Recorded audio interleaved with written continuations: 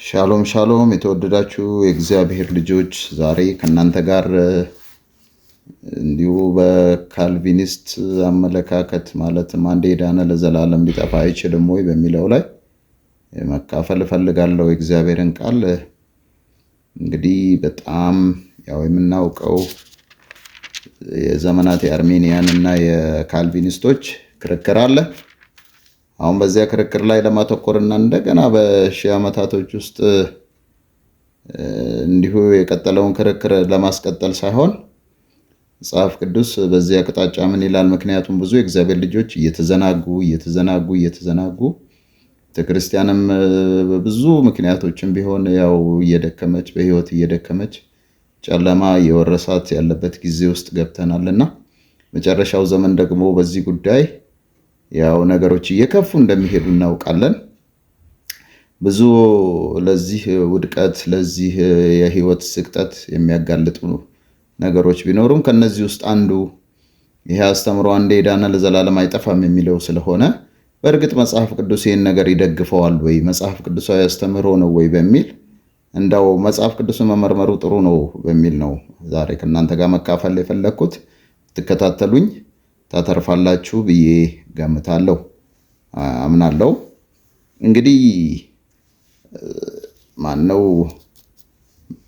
ምዕራፍ 8 ቁጥር 28 ሮሜን ብንጀምር እንዲህ የሚል ነገር አለ።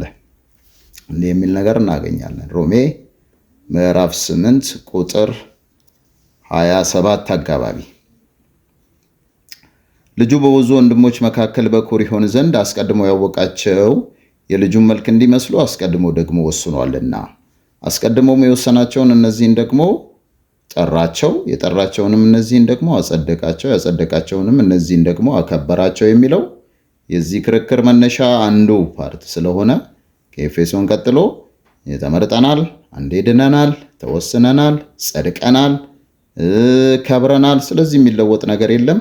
ፈለግነውን አይነት ኃጢአት ወይም ድካም ውስጥ ብንገባ እንደው የምንጠፋበት ሁኔታ የለም። እግዚአብሔር ከየትም ቢሆን አንስቶ መንግስተ ሰማያት ያገባናል የሚል መከራከሪያ የሚቀርብበት አንዱ ጥቅስ ይሄ ነው።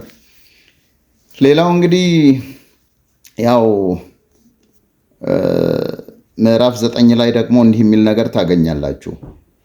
ይህ ብቻ አይደለም፣ ነገር ግን ርብቃ ደግሞ ከአንዱ ከአባታችን ከይስሐቅ በጸነሰች ጊዜ ልጆቹ ገና ሳይወለዱ በጎ ወይም ክፉ ምንም ሳያደርጉ ከጠሪው እንጂ ከስራ ሳይሆን በምርጫ የሚሆን እግዚአብሔር ሐሳብ ይጸና ዘንድ ለእርሷ ታላቁ ለታናሹ ይገዛል ተባለለት። ያዕቆብን ወደድኩ ኤሳውን ግን ጠላው ተብሎ እንደተጻፈ ነውና አንዴ ተወደናል፣ የወደዳቸውን እስከ መጨረሻ ወደዳቸው ስለሚል ዮሐንስ ላይ አንዴ ስለተወደድን ምንም ማድረግ አይቻልም። በቃ ተወደናል፣ አንጠፋም። እንዴ በዘላለማዊ እግዚአብሔር ፍቅር ስለተወደድን ምን ብናደርግ ምን አንጠፋም የሚል በቃ አስተምሮ አለ።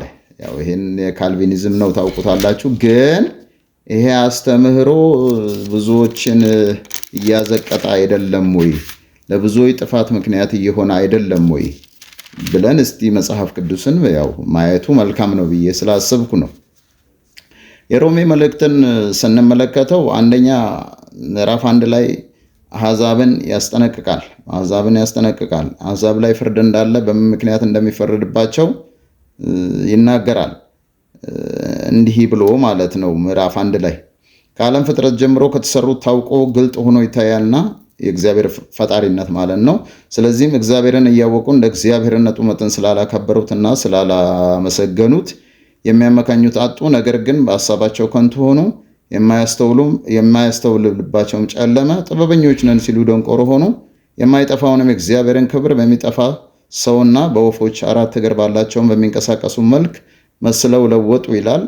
ያው እንደምታውቁት የአሕዛብ ወይም ደግሞ የአረማውያን ሃይማኖት ጣዖት አምልኮ ነው። እንደገና ደግሞ የተለያዩ በተፈጥሮ ውስጥ ያሉ ነገሮችን ፀሐይን ሊሆን ይችላል፣ ከዋክብትን ሊሆን ይችላል፣ እንስሳትን ሊሆን ይችላል፣ በራሪ አዋፍን ሊሆን ይችላል። እነሱን እንደሚያመልኩ እናውቃለን። እና ይሄ ጣዖት አምልኮ ይሄ ጣዖት አምልኮ የአሕዛብ ወይም የአረማውያን አምልኮ ነውና በዚህ ምክንያት ለእግዚአብሔር ፈጣሪነት የሚገባውን ክብር ስላልሰጡ የጠፉ እንደሆኑ መጽሐፍ ቅዱስ ጥበበኞች ነን ሲሉ ጠፍተው እንደተገኙ መጽሐፍ ቅዱስ አጥብቆ በዚህ ስፍራ ላይ ይናገራል። ስለዚህ እርስ በርሳቸው ስጋቸውን ሊያዋርዱ እግዚአብሔር በልባቸው ፍትወት ወደ እርኩስነት አሳልፎ ሰጣቸው። ይህም እግዚአብሔርን እውነት በውሸት ስለለወጡ በፈጣሪም ፈንታ የተፈጠረውን ስላመለኩና ስላላገለገሉ ነው። እርሱም ለዘላለም የተባረከ አምላክ ነው፣ አሜን እያለ ይቀጥላል። እግዚአብሔር ደግሞ ለማይረባ አእምሮ አሳልፎ ስለሰጣቸው እንደገና ደግሞ እጅግ በጣም አስነዋሪ የሆኑ ነገሮችን እንዲፈጽም አእምሯቸውን አሳልፎ እንደሰጠ እንደተዋቸው ሪጀክት እንዳደረጋቸው ቀጥሎ ባሉት ቁጥሮች ላይ ይናገራል። ስለዚህ እግዚአብሔር ለሚያስነውረን ምኞት አሳልፎ ሰጣቸው። ሴቶቻቸውን ለባህሪያቸው የማይገባውን ስራ ለባህሪያቸው በማይገባው ለወጡ፣ የሚገባውን በማይገባው ለወጡ። እንዲሁም ወንዶች ደግሞ ለባህሪያቸው የሚገባውን ሴቶችን መገናኘት ትተው እርስ በርሳቸው በፍትወታቸው ተቃጠሉ። ወንዶችም በወንዶች ነውር አድርገው በስህተታቸው የሚገባውን ብድራት በራሳቸው ተቀበሉ እያለ የውድቀታቸው መጨረሻ የዝቅተታቸው መጨረሻ ይነግረናል ማለት ነው። እግዚአብሔር ለማወቅ ባልወደዱት መጠን እግዚአብሔር የማይገባውን ያደርጉ ዘንድ ለማይረባ አእምሮ አሳልፎ ሰጣቸው። አመፃ ሁሉ፣ ግፍ መመኘት፣ ክፋት ሞላባቸው። ቅናት፣ ነፍስ መግደል፣ ክርክር፣ ተንኮል፣ ክፉ ጠባይን ተሞሉ። የሚያሾከሽኩ፣ ሐሜተኞች፣ አምላክን የሚጠሉ፣ የሚያንገላቱ፣ ትዕቢተኞች፣ ትምክህተኞች፣ ክፋትን የሚፈላለጉ፣ ለወላጆቻቸው የማይታዘዙ፣ የማያስተውሉ፣ ውል የሚያፈርሱ፣ ፍቅር የሌላቸው፣ ምሕረት ያጡ ናቸው። ይሄ ብቻ ሳይሆን እንደውም ይሄን ነገር እንደሚያስቀጣና እንደሚያስጥልህ ፍርድ እንደሚያመጣ እያወቁ ይሄን ከሚያደርጉ ሰዎች ጋር እንደውም ትብብር ህብረት ማድረግህ ቀጥለዋል። ስለዚህ አሕዛብ በዚህ ምክንያት ከእግዚአብሔር የጠፉ ሆነው የማይገባውን ነገር እያደረጉ እንዲኖሩ እግዚአብሔር ለማይገባ ነገር አሳልፎ ሰጣቸው ብሎ ምዕራፍ 1 ላይ ጠንቅቆ ስለ አሕዛብ ይነግረናል። ግን በእነሱ ብቻ አያቆምም። የሮሜ መልእክት በእነሱ ብቻ አያቆምም እና ያለ ሕግ ኃጢአት ያደረጉ ይላል ምዕራፍ 2 ላይ ሁሉ ያለ ሕግ ደግሞ ይጠፋሉና ሕግም ሳላቸው ኃጢአት ያደረጉ ሁሉ በሕግ ይፈረድባቸዋል። እግዚአብሔር ፊት ሕግን የሚያደርጉ ይጸድቃሉ እንጂ ሕግን የሚሰሙ ብቻ ጻድቃን አይደሉም ብሎ ይናገራል። እና አይሁዳውያንስ እናንተስ ታመልጣላችሁ? እነሱ ኦኬ ወረድ ብሎ እንደውም ህሊናቸው እርስ በርስ ሲካሰስ ክፋት ለማድረግ ሲሄዱ በዛ ያው ፍርድ እንደማይቀርላቸው በዛ ያውቁታል ነው የሚለው። እና በህሊናቸው በልቦናቸው ላይ በተጻፈው ሕገ ልቦና ምን ይደረጋል? ይፈረድባቸዋል በመጨረሻው ዘመን። እግዚአብሔር በሰዎች ሁሉ ልብ የተተከለው ማለት ሐሳብ በሚገልጥበት ዘመን በዛ ጊዜ ይፈረድባቸዋል። ሕግ አላደረጉ ማነው? ሕግ የላቸውም፣ ግን በልቦናቸው የተጻፈ ህሊና ሕግ አላቸው እና በዛ ይፈረድባቸዋል ነው የሚለው። እናንተስ እነዚህ በሚያደርጉ ላይ የምትፈርድ ሰው ይላል ምዕራፍ 2 ቁጥር 1 ላይ። ስለዚህ አንተ የምትፈርድ ሰው ሁሉ ሆይ የምታመካኘው የለህም፣ በሌላው በምትፈርድበት ነገር ራስህን ትኮንናለህና አንተው ፈራጁ እነዚያን ታደርጋለህና እንደዚህም በሚያደርጉ ላይ እግዚአብሔር ፍርድ እውነተኛ እንደሆነ እናውቃለን እያለ እናንተስ ይላቸዋል። አይሁዳውያን ሕግ አላችሁ፣ በእነዚያ ሰዎች ላይ ትፈርዳላችሁ። አሕዛብ ትላላችሁ፣ አሕዛብን ታረቃላችሁ፣ አሕዛብን ትጣላላችሁ፣ ትጸየፏቸዋላችሁ። ግን ያንኑ እነሱ የሚያደርጉትን ሕግ እያላችሁ ያንኑ ኃጢአት ደግማችሁ ታደርጋላችሁ። እነሱ የሚያደርጉትን ነገር ጣዖት አምልኮቻቸውን፣ የሥጋ ስራዎቻቸውን የኮረጃችሁ ታደርጋላችሁ። ታዲያ አንተ ከእግዚአብሔር ፍርድ የምታመልጥ ይመስልሃል ወይ? ሕግ ስላለ ስለተገረዝክ በዚህ ምክንያት የምታመልጥ ይመስልሃል ወይ እያለ እነሱንም ያስጠነቅቃል። ስለዚህ አሁን የመጀመሪያው አሕዛብን ነው። ሁለተኛው ደግሞ እነዛኑ የአሕዛብን ባህሪ የተከተሉ ሃይማኖተኞችን ደግሞ አይሁዳውያንን ደግሞ በሕግ የሚመሩትን በሙሴ ሕግ የሚመሩትን ነገር ግን ሕጉን የማይኖሩትን እነሱን ደግሞ ፍርድ እንደማይቀርላቸው ይነግራቸዋል። አንተ ግን አይሁዳዊ ብትባል በሕግ የምትደገፍ እግዚአብሔርን ብትመካ ፈቃዱን የምታውቅ ከሕግም ተምረህ የሚሻለውን ፈትነህ ብትወድ በሕግም የእውቀትና የእውነት መልክ ስላለ የዕውሮች መሪ፣ በጨለማም ላሉ ብርሃን፣ የሰነፎች አስተማሪ፣ የሕፃናት መምህር እንደሆንክ በራስህ ብትታመን ይላቸዋል። እንግዲህ አንተ ሌላውን የምታስተምር ራስህን አታስተምርምን?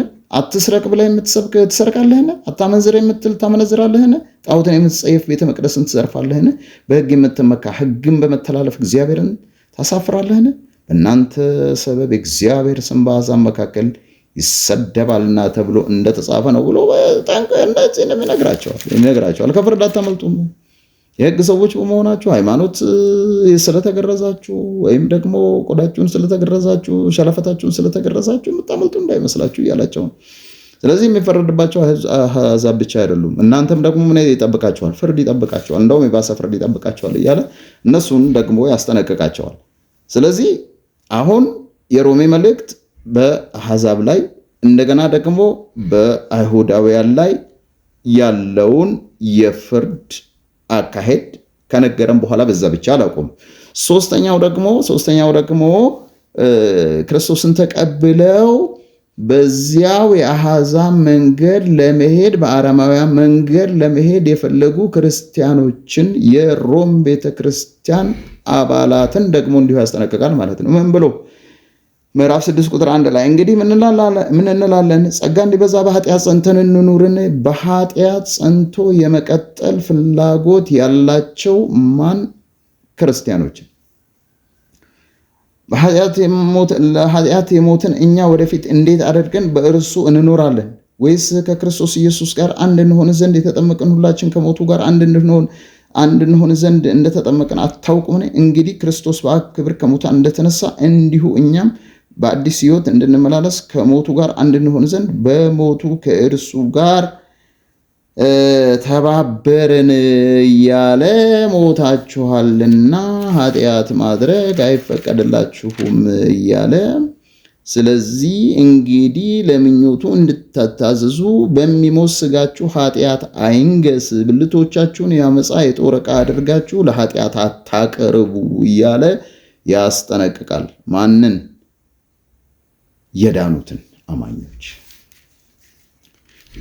ወረድ ብሎ መደምደሚያው አካባቢ ኃጢአት ባሪያዎች ሳላችሁ ከጽድቅ ነፃ ነበራችሁ ያኔ እንግዲህ ዛሬ በምታፍሩበት ነገር ያን ጊዜ ምን ፍሬ ነበራችሁ? የዚህ ነገር መጨረሻው ሞት ነውና የዛ የሥጋዊ ሥራ ቀድሞ የነበራችሁበት የጨለማ ሥራ አረማውያን በነበራችሁ ጊዜ የነበራችሁ የጨለማ ሥራ መጨረሻው ፍሬው ሄዶ ሞትን ነው የሚያፈራው። አሁን ግን ከኃጢአት አርነት ወጥታችሁ በክርስቶስ ማለት ነው ለእግዚአብሔርም ተገዝታችሁ ልትቀደሱ ፍሬ አላችሁ። መጨረሻውም እንዲህ ከሆነ ግን የዘላለም ሕይወት ነው። የኃጢአት ደሞዝ ሞት ነውና የእግዚአብሔርም የጸጋ ስጦታ ግን በክርስቶስ ኢየሱስ በጌታችን የዘላለም ሕይወት ነው። እወቁ። ጌታ የዘላለም ሕይወት እንድታገኙ እንድትቀደሱ መጨረሻችሁ የዘላለም ሕይወት እንዲሆን የሚያስፈልገውን ነገር ሰጥቷችኋል። ነገር ግን ወደ ቀደመው የአረማዊ የሥጋ ምኞት እና ድርጊት ስራዎች ውስጥ ምልልሶች ውስጥ ገብታችሁ በዛው ብትቀጥሉ ግን የመጨረሻ ደሞዛችሁ የዘላለም ሞት ነው ብሎ ምንም ወዲና ወዲያ ሳይል አበክሮ ይነግራቸዋል። ምዕራፍ 8 ላይ ሄዶ እንግዲህ ወንድሞች ሆይ ዕዳ አለብን፣ እንደ ሥጋ ፈቃድ ግን እንኖር ዘንድ ለሥጋ አይደለንም። እንደ ሥጋ ፈቃድ ብትኖሩ ትሞቱ ዘንድ አላችሁና፣ በመንፈስ ግን የሰውነትን ሥራ ብትገሉ በሕይወት ትኖራላችሁ እያለ ይነግራቸዋል። በመንፈስ የሰውነትን ሥራ የሥጋን ሥራ ብትገሉ በሕይወት ትኖራላችሁ፣ መጨረሻችሁ የዘላለም ሕይወት ነው። ነገር ግን እንደ ሥጋ ፈቃድ መኖርን ከመረጣችሁና በአሮጌው ሰውነት በአሮጌው ቀደመ ተፈጥሮ ለመመላለስ ፈልጋችሁ በዚያው የምትቀጥሉ ከሆነና ባሪያ ከሆናችሁ እነዚህም ብልቶቻችሁን የአመፃና የኃጢአት የጦር መሳሪያ አድርጋችሁ አቅርባችሁ በዚያው የምትቀጥሉ ከሆነ መጨረሻችሁ የዘላለም ሞት ነው፣ ደሞዛችሁ የዘላለም ሞት ነው። ስለዚህ እንደ ሥጋ ፈቃድ ብትኖሩ ትሞቱ ዘንድ አላችሁ። ምን አይነት ሞት? የዘላለም ሞት እያለ ይነግራቸዋል። እነዚህ ማናቸው? የተመረጡ የሮሜ ቤተክርስቲያን አማኞች። ስለዚህ ምዕራፍ 13 ላይ እርስ በርሳችሁ ከመዋደድ በቀር ለማንም ዕዳ አይኑርባችሁ እያለ ወደ ታች ወረድ ይልና ከእንቅልፍ የምትነሱበት ሰዓት አሁን እንደደረሰ ዘመኑን እወቁ። ካመንበት ጊዜ ይልቅ መዳናችን ዛሬ ወደ እኛ ቀርቧልና፣ ሌሊቱ አልፏል፣ ቀኑም ቀርቧል። እንግዲህ የጨለማውን ሥራ አውጥተን የብርሃንን ጋሻ ጦር እንልበስ። ምንድን ነው? የጨለማ ሥራ ገብቷል መካከላቸው። ጨለማ ስራ በደንብ አድርጎ ገብቷል። ስለዚህ በቀን እንደምንሆን በአግባብ እንመላለስ። በዘፈን አያችሁ፣ የስጋ ስራዎች ማለት ነው። በዘፈን በስካር አይሁን፣ በዝሙት በመዳራት አይሁን፣ በክርክርና በቅናት አይሁን። ነገር ግን ጌታን ኢየሱስ ክርስቶስን ልበሱት፣ ምኞቱንም እንዲፈጽም ለስጋ አታስቡ እያለ ይነግራቸዋል። የስጋ ስራ ገብታል። ማን ውስጥ? ክርስቲያን አማኞች ውስጥ፣ የሮሜ አማኞች ውስጥ። እዚህ ጋር ጥቂቶቹን ይገልጻቸዋል። አያችሁ፣ እነዚህ ዝሙት፣ መዳራት፣ ክርክር፣ ቅናት፣ ዘፈን እያለ አንዳንዶቹን ይጠቅሳቸዋል ማለት ነው። እና እነዚህ ገብተዋል። ለዚህ ነው እኮ ሮሜ 12 ቁጥር 1 ላይ 12 ቁጥር 2 ላይ የእግዚአብሔር ፈቃድ እርሱም በጎና ደስ የሚያሰኝ ፍጹም የሚሆነው ነገር ምን እንደሆነ ፈትናችሁ ታውቁ ዘንድ በልባችሁ መታደስ ተለወጡ እንጂ ይህን ዓለም አትምሰሉ የሚለው ለዚህ ሶ ፕሊስ የመጨረሻችን ሞት እንዳይሆን መጠንቀቅ አለብን። ከምን? ከስጋ ስራ በጣም መጠንቀቅ ያስፈልጋል። በተለይ በመጨረሻው ዘመን ማለት ነው። ሰዎች ሁሉ በዚህ ነገር እንደሚያዙ ሰዎች ነው የሚለው ጢሞቴዎስ ማነው ሁለተኛ ጢሞቴዎስ ምዕራፍ 3 ላይ እንደሚዘረዝራቸው። ነገር ግን በመጨረሻው ቀን የሚያስጨንቅ ዘመን እንዲመጣ ይህን ነው። መጨረሻው ዘመን ማለት ክርስቶስ ከተወለደበት ጊዜ ጀምሮ ያለው ነው እና እንደሚመጣ ይህን ነው። ሰዎች ራሳቸውን የሚወዱ ይሆናሉ፣ ገንዘብን የሚወዱ። እነዛ ሮሜ ምዕራፍ 1 ላይ የጠቀስናቸው ነገሮች በደንብ አድርገው የአረማውያን ባህሪ በቤተ ክርስቲያን ውስጥ ይገለጣል። ሰዎች ሁሉ ሰዎች ነው የሚለው ሰዎች በቃ ሰው በመሆናቸው ብቻ ይሄ ባህሪ ምን እያደረገ ይሄዳል? የአረማውያን ባህሪ በመጨረሻው ቀን፣ በተለይ አሁን ደግሞ ያለነው መጨረሻ ላይ እያለን ብዙዎች እንናገራለን። ያው ታውቃላችሁ። በዚህ ጊዜ ምንድነው የሚሆነው? በጣም የአረማዊነት ባህሪ በቤተ ክርስቲያንም ከቤተ ክርስቲያን ውጪም ምድርን እየወረሳት እንደሚሄድ ይናገራል። እየከፋ ነው ቀን የሚሄደው ነው የሚለው እና ሰዎች ምን ይሆናሉ? ራሳቸውን የሚወዱ ይሆናሉ፣ ገንዘብን የሚወዱ፣ ትምክህተኞች፣ ትዕቢተኞች፣ ተሳዳቢዎች፣ ለወላጆቻቸው የማይታዘዙ፣ የማያመሰግኑ፣ ቅድስና የሌላቸው፣ ፍቅር የሌላቸው፣ ርቀን የማይሰሙ፣ ሐሜተኛ፣ ራሳቸውን የማይገዙ፣ አቤት የሥጋ ሥራ መዓት፣ አቤት የማይገዙ፣ ጨካኞች፣ መልካም የሆነውን የማይወዱ፣ ከዳተኞች፣ ችኩሎች፣ በትዕቢት የተነፉ፣ እግዚአብሔር ይልቅ ተላን የሚወዱ፣ ፕሊዥር ነው የሚወዱት፣ ፕሊዥር ይሆናሉ። የአምልኮት መልክ አላቸው፣ ኃይሉን ግን ክደዋል። ከነዚህ ደግሞ ራቀ። የሚገርመው ነገር በጣም ምን አላቸው? የአምልኮ መልክ አላቸው ማለት ነው። የአምልኮ በቤተ ክርስቲያንም ውስጥ የአምልኮ መልክ አላቸው። ክርስቶስ ሊሉም ይችላሉ፣ ሊዘምሩ ይችላሉ፣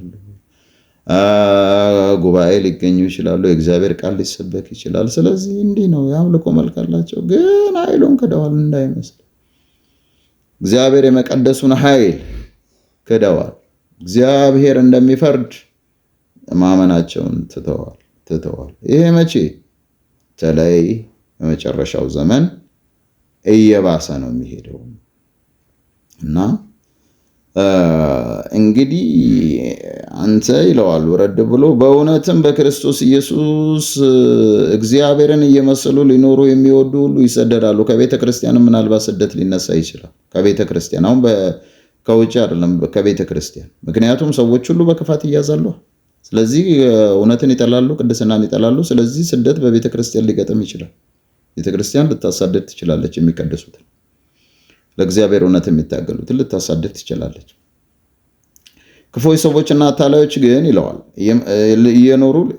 እየመሰሉ ሊኖሩ የሚወዱ ሁሉ ይሰደዳሉ ካለ በኋላ ነገር ግን ክፉዎች ሰዎችና አታላዮች እየሳቱና እያሳቱ በክፋት እየባሱ ይሄዳሉ። እየባሱ ነው የሚሄዱት። በዚህ በመጨረሻው ዘመን እነዚህ የሥጋ ስራዎች ይገለጣሉ። የአረማዊነት ባህሪ በቤተ ክርስቲያንም ሰዎች ሁሉ ስለሚል ይገለጣል። ከቤተ ክርስቲያን ውስጥ ከቤተ ክርስቲያን ውጭ እነዚህ አረማዊ ባህሪ፣ የአሕዛብ ባህሪ፣ ያልዳኑ ሰዎች ባህሪ፣ የክፋት ባህሪ እየገነነ ይሄዳሉ። ክፉ ሰዎች እና አታላዊ ሰዎች ደግሞ እየባሱ እንጂ እየተሻሻሉ አይሄድም። ስለዚህ እነዚህ አረማዊነት ባህሪዎች በጣም ተከላካዮች አላቸው። ዲፌንደርስ አላቸው። ጠበቃዎች አሏቸው። በቤተ ክርስቲያን ከውጭም አላቸው። በዲሞክራሲ ሰበብ ሊሆን ይችላል፣ አናውቅም። አላቸው፣ ሰባኪያን አላቸው፣ የሚከራከሩላቸው ሰዎች አላቸው። ልክ ዛሬ በምዕራቡ ዓለም ያው ግብረ ሰዶማዊነት እና እነዚህ ጀንደር የምንላቸው ወይም ደግሞ ጀንደር ኢሹ በጣም ተከላካይን በቃ በህግ ጨምራ አይደለ እንትን እያሉ ያሉት ማለት እየተከራከሩላቸው ያሉት እንደዛው በቤተ ክርስቲያንም ይሄ ይቀጥላል። ክፋት ይብሳል። ስርዓት የለሽ ዓለም እየተፈጠረ ነው አሁንም እና ይቀጥላል። ስለዚህ እየሳቱና እያሳቱ በክፋታቸው እየበዙ ሄዱ። ቤተ ክርስቲያን ውስጥ ምን ይሆናል? ምዕራፍ 4 ላይ በእግዚአብሔርና በሕያዋን በሙታን ሊፈርድ ባለው በጌታ በኢየሱስ ክርስቶስ ሥጋ ፊት በመገለጡና በመንግስቱ እመክርሃለሁ ይለዋል። እመክርሃለሁ ምንንም ቃሉን ስበክ፣ አንተ በጊዜውም አለጊዜውም ጽና፣ ፈጽመ እየታገስትክና እያስተማርክ ዝለፍ፣ ገስጽ፣ ምከረም። ለምን ሕይወት የሚገኝበትን ትምህርት የማይታገሱበት ዘመን ይመጣል። አሁን ሕይወት የሚገኝበትን ዘመን የማይታገሱበት ዘመን ይመጣል። ኦኬ፣ እውነቱን የማይታገሱበት ዘመን ይመጣል ማለት ነው። የት? በቤተ ክርስቲያን ውስጥ። አንተ ግን ድርቅ ብለህ ቃሉን ስበክ። የቱን ቃል? ላይ አንተ ከማን እንደተማርከው ታውቃለህ። ከሕፃንነት ጀምሮ ሕይወት የሚገኝበትን መጽሐፍ ትመርምረህ እነሱን እየተከተልክ እንዳደግክ አውቃለሁ። ስለዚህ በዚሁ ቀጥል። የእግዚአብሔር ሰው ፍጹምና ለበጎ ስራ ሁሉ የተዘጋጀ ይሆን ዘንድ እግዚአብሔር መንፈስ ያለበት መጽሐፍ ሁሉ ለትምህርት፣ ለተግሣጽ፣ ልብንም ለማቅናት በጽድቅም ላለው ምክር ደግሞ ይጠቅማል ብሎታል ላይ። ስለዚህ አንተ በዚሁ ስብከት ቀጥል እና ቃሉን ስበክ። ያንን የተማርከውን ከልጅነት ጀምሮ ያደግበትን ቃል ስበክ። ያንን እውነት ስበክ። ያንን አትልቀቅ። በዚያው ሂድ። ግን እየሳቱና እያሳቱ የሚሄዱ ሰዎች በመጨረሻው ዘመን የብዙዎችን ልብ እየገለበጡ ክፋት እየባሰ ይቀጥላል። ሂድ አንተ በተማርክበትና እዚያ በምታውቀው እውነት ሂድ። ነገር ሰዎች ሕይወት የሚገኝበትን ትምህርት የማይታገሱበት ዘመን ይመጣልና ነገር ግን ጆሮአቸውን የሚያሳክክ ስለሆነ ይላል አዲሱ መደበኛ ትርጉም፣ የሚያሳክክ ጆሮአቸው ይላል። እንደ ገዛ ምኞታቸው ለራሳቸው አስተማሪዎችን ያከማቻሉ፣ እውነትንም ከመስማት ጆሮአቸውን ይመልሳሉ፣ ወደ ተረትም ፈቀቅ ይላሉ። አንተ ግን ነገርን ሁሉ በልክ አድርግ፣ መከራን ተቀበል፣ ወንጌልን ሰባኪነትን ስራ አድርግ፣ አገልግሎትን ፈጽም፣ አደራ ይለዋል። አደራ ምን አድርግ?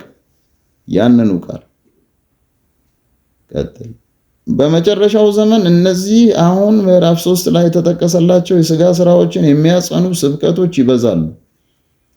ገባት? በቤተ ክርስቲያን ውስጥ በውጭም ውስጥም ባሉ ሰዎች ላይ ክፋት እየበዛ እነዚህ የተዘረዘሩ ክፉ ነገሮች በውጭም በውስጥም ምድር ወረዋት፣ እግዚአብሔርን ቤተ ክርስቲያን ወረዋት እያለ ግን አሁን ሰዎች በቤተ ክርስቲያንም የሚፈልጉት እነዚያን ነገሮች መጋፈጥ ሳይሆን እነዛን ነገሮች እንዳለ ሳይነካኩት ተው፣ ከተቻለም ራይት እየሰጧቸው ተመርጠናል፣ አንጠፋም፣ አንድ ጊዜ ስለዳንን ለዘላለም ድነናል፣ አንተ ከእግዚአብሔር ይበልጥ ተከራካሪ ማን አደረገ ለመንግስቱ?